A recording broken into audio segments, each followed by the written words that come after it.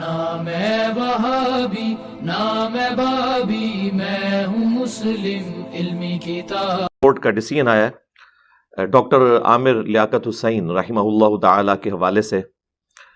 کہ ان کے post mortem کا حکم انہوں نے دیا ہے. میری تو پہلے سے یہ خواہش تھی اور ڈیمانڈ تھی کہ پوسٹ مارٹم تو ہونا چاہیے. ایک اتنی بڑی پرسنالٹی،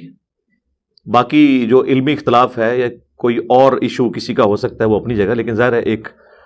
سیلیبریٹی تو تھے وہ. اس طریقے سے ان کا اچانک دنیا سے جانا اس حال میں کہ ان کے جسم کے ایکس ریز بھی سوشل میڈیا کے اوپر آئے ہوئے ہیں. یہ والی بون ان کی ٹوٹی ہوئی ہے، ابھی تک کسی نے انکار نہیں کیا. کالر بون یا شولڈر بون، اور ہاتھ بھی غالباً اس کی ہڈیاں بھی ٹوٹی ہوئی تھی. پھر ان کے ملازم کا بیان بھی آیا کہ جی ان کے کمرے سے چیخوں کی آوازیں آ رہی تھیں. اب یہ نہیں پتا کہ وہ رونے کی وجہ سے خود چیخ رہے تھے یا انہیں کوئی مار رہا تھا اس کی وجہ سے وہ کسی کو مدد کے لیے پکار رہے تھے. بہرحال یہ ساری باتوں کے باوجود ان کو بغیر پوسٹ مارٹم کے دفنانا یہ بہت بڑا ایک سوشل جرم بھی تھا اس حوالے سے. اور اس کے پیچھے زیادہ تر ان کے ورثاء کا ہی قصور ہے، یہ قصور ہی کہوں گا میں. رات کو میری کافی تفصیلی بات ہوئی تھی جے ڈی سی کے جو ظفر عباس بھائی ہیں، وہ ان دنوں میڈیا میں کافی ان رہے ہیں اور کافی زیادہ انہوں نے پازیٹیولی معاملات کو چلایا تھا. تو میں نے ان سے یہی پوچھا، کیونکہ میں نے یہ ریکارڈنگ کا ارادہ بنا لیا تھا کہ میں صبح تھوڑا بہت اس پہ بولوں گا، کہ کیا وجہ ہے کہ ان کا پوسٹ مارٹم اس وقت نہیں ہوا، جبکہ خبروں میں ریئل ٹائم ہمارے پاس انفارمیشن آ رہی تھی کہ پولیس نے پوسٹ مارٹم کے بغیر ورثاء کے حوالے لاش کرنے سے منع کر دیا ہے. پھر یہ اچانک کون سا ایسا فیصلہ ہوا ہے؟ تو وہ بتانے لگے کہ چونکہ ورثاء جو ان کے بیٹے تھے اور ایک بیٹی بھی ہے ان کی،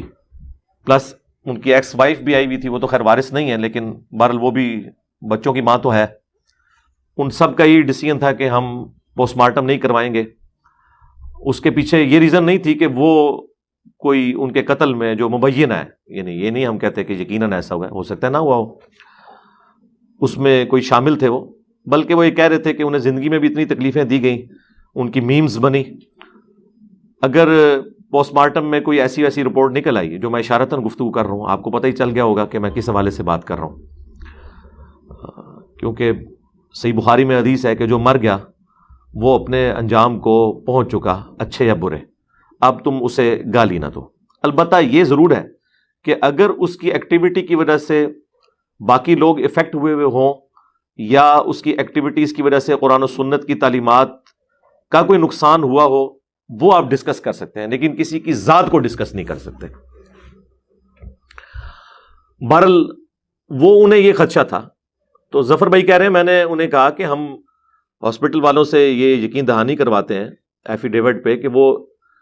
ان کی پوسٹ مارٹم رپورٹ کو سیکرٹ رکھیں گے. اس کے باوجود وہ ایگری نہیں کیے. پھر بھی پولیس والوں نے آخری درجے تک کوشش کی کہ کسی طریقے سے پوسٹ مارٹم ہو جائے، لیکن لوکل کورٹ سے جا کے ان کے بیٹے نے، احمد نے، ڈیسیژن لے لیا اور اس کی وجہ سے انہیں دفنا دیا گیا بغیر پوسٹ مارٹم کے. حالانکہ ان کی میت کے اوپر بھی، جنازے پہ بھی کافی سارے لوگ یہ چیمہ گوئیاں کر رہے تھے کہ پوسٹ مارٹم ہونا چاہیے تھا تاکہ پتہ چلتا. خیر یہ معاملہ ٹھپ ہو گیا، اس وقت کیٹاسٹرافک کنڈیشن تھی. بعد میں کسی شہری نے پٹیشن فائل کی. وہ ظاہر ہے کہ اس طرح کے جو نامعلوم قسم کے شہری ہوتے ہیں وہ ایجنسیز کی طرف سے ہی ہوتے ہیں عموماً، کہ جی عوام الناس میں خوف و ہراس پھیلا ہوا ہے اس واقعے کی وجہ سے، باقی لوگ بھی اپنی جانیں غیر محفوظ سمجھ رہے ہیں کراچی میں، تو اس کے پوسٹ مارٹم کا آرڈر کورٹ دے. تو کل 18 جون 2022 کو کورٹ نے ڈیسیژن کیا. وہ آپ کو پتہ ہے جنگل کی آگ کی طرح وہ خبر پھیلی ہے اور تمام میڈیاز کے اوپر. وہ چند گھنٹوں میں ان چینلز کے بھی ویوز جو ہیں وہ لاکھوں کراس کر گئے ہیں جو چند سینکڑوں تک ہوتے تھے. ظاہر وہ خبر ہی بہت بڑی تھی کہ ڈاکٹر عامر لیاقت کی قبر کشائی کا حکم دے دیا گیا، پوسٹ مارٹم کا حکم دے دیا گیا. اس کے لیے اب وہ ایک ڈاکٹرز کا جو پینل ہے وہ بھی ترتیب دے دیا گیا ہے. میرا خیال ہے 1-2 دن کے اندر یہ سارا معاملہ ہو جائے گا. تو میں نے ظفر عباس بھائی کو، جے ڈی سی والے، اس لیے فون کیا تھا کہ ہو سکتا ہے ان کے ورثاء میں سے کوئی بڑی کورٹ میں جا کے اس ڈیسیژن کو ریورس کروانے کی کوشش نہ کرے. تو وہ کہہ رہے تھے کہ وہ ڈیسیژن اس طریقے سے ریورس نہیں ہوگا اگر کوئی گیا بھی نا تو ان کے باقی رشتہ دار کھڑے ہو جائیں گے کہ ہمیں تو خدشہ ہے کہ اسے مارا گیا ہے، تو ظاہر کورٹ نے ڈیسیژن اسی حق میں کرنا ہے کہ پوسٹ مارٹم ہو۔ اگر ان کا اپنا بیٹا اور بیٹی بھی یہ کہتے ہیں نا کہ پوسٹ مارٹم نہیں ہونا چاہیے، تو ان کا کوئی بھتیجا کھڑا ہو جائے گا، ان کے بھانجے بھتیجے تو ان کی اپنی عمر کے ہیں، سینئر ہیں، کہ جی ہمارے قریبی رشتہ دار کو قتل کیا گیا، پوسٹ مارٹم ہو۔ تو کورٹ نے تو ڈیسیژن دینا ہے اس بنیاد پہ کہ جس میں کورٹ اپنی بھی جان چھڑائے پلس جو پبلک ویلفیئر والی بات ہو، تو یہی ہے کہ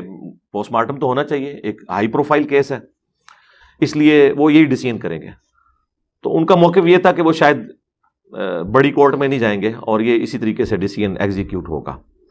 اب چونکہ ایک پوسٹ مارٹم کا ایشو ہے اور مرنے کے بعد قبر کشائی کرنے کے بعد اتنے دن گزر جانے کے بعد قبر سے ایک بندے کو نکالنا اور پھر اس کی لاش کے کچھ حصے لینا پوسٹ مارٹم کے لیے، تو ظاہر ایک تکلیف دہ چیز ہے، اور وہ پبلکلی نہیں ہوتا، وہ چند ایک لوگ جاتے ہیں، باقی پولیس کا حصار ہوتا ہے، کوئی اور قریب نہیں آ سکتا کہ کوئی آ کے ویڈیو بنا لے۔ ظاہر ہے کہ آپ نے لاش کی حرمت کا بھی خیال کرنا ہے، یہ ساری چیزیں اس کے ساتھ جڑی ہوئی ہیں۔ اور عوام الناس میں تو عجیب و غریب باتیں مشہور ہیں نا کہ جی وہ محمد کے غلاموں کا کفن میلا نہیں ہوتا، جی وہ اگر سائبیریا میں دفن ہو تو 10,000 سال تک بھی کچھ نہیں ہوگا، ظاہر ہے کہ وہ فریزنگ پوائنٹ پہ ہے وہاں پہ، لیکن عام حالت میں یہ کوئی تھم رول نہیں ہے، یہ ایکسیپشن صرف پیغمبروں کی ہے جی، اور اس کی اصل قرآن حکیم میں موجود ہے۔ حضرت سلیمان علیہ السلام کی جب ڈیتھ ہو گئی تو اللہ تعالیٰ فرماتا ہے کہ ان کی ڈیتھ کے اوپر جو جنات تھے انہیں معلوم نہیں چلا مگر ایک کیڑا جس نے ان کی لاٹھی جو ہے وہ کھا لی تھی، جس کی وجہ سے ان کا جسم نیچے آ گیا، اس کی وجہ سے لوگوں کو پتا چلا کہ یہ تو فوت ہو چکے ہیں، کیونکہ وہ ٹیمپل آف سلیمان تعمیر ہو رہا تھا، ہیکل سلیمانی، تو حضرت سلیمان علیہ السلام کی موت کا وقت اسی دوران آ گیا، تو وہ لاٹھی پہ یوں ٹیک رکھ کے نا بیٹھ گیا ایسے کر کے، یہ جو بھی کوئی پوسچر ہوگا۔ تو اب گوشت تو زیادہ مرغوب غذا ہے کیڑوں کی، لیکن اتنے عرصے تک اب وہ دیمک نے ایک دن میں تو نہیں چاٹی ہوگی لکڑی،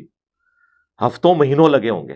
جب تک پورا وہ تعمیر نہیں ہو گیا، اور اس واقعے کا ذکر قرآن میں موجود ہے۔ لہذا قرآن میں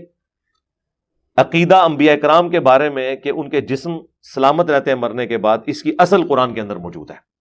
ان آیات کے اندر۔ ابو داؤد میں ایک حدیث موجود ہے، مشکات میں بھی موجود ہے، اور کئی کتابوں میں، اور محدثین کا آلموسٹ اجماع ہے اس حدیث کے اوپر۔ ایک دو محدثین نے اختلاف کیا ہے، وہ بھی ان کو وہم لگا ہے کہ اللہ کے محبوب صلی اللہ علیہ وآلہ وسلم نے فرمایا کہ جمعے کا دن سارے ایام کا سردار ہے، اس دن آدم علیہ السلام پیدا ہوئے، اسی دن وہ فوت ہوئے، اسی دن قیامت قائم ہوگی، تم جمعے کے دن مجھ پر کثرت سے درود پڑھو، تمہارا درود مجھ پر پیش کیا جائے گا، اللہم صلی علی محمد وعلی آل محمد۔ ایک صحابی نے جرأت کر کے عرض کی کہ اللہ کے رسول، جب آپ مر جائیں گے اور آپ کی ہڈیاں مٹی میں گھل مل جائیں گی، یہ الفاظ ہیں، کیونکہ اس وقت 295C کا یوز اس طریقے سے نہیں کیا جاتا تھا، نہ وہ تھی مدینہ شریف میں، اس حوالے سے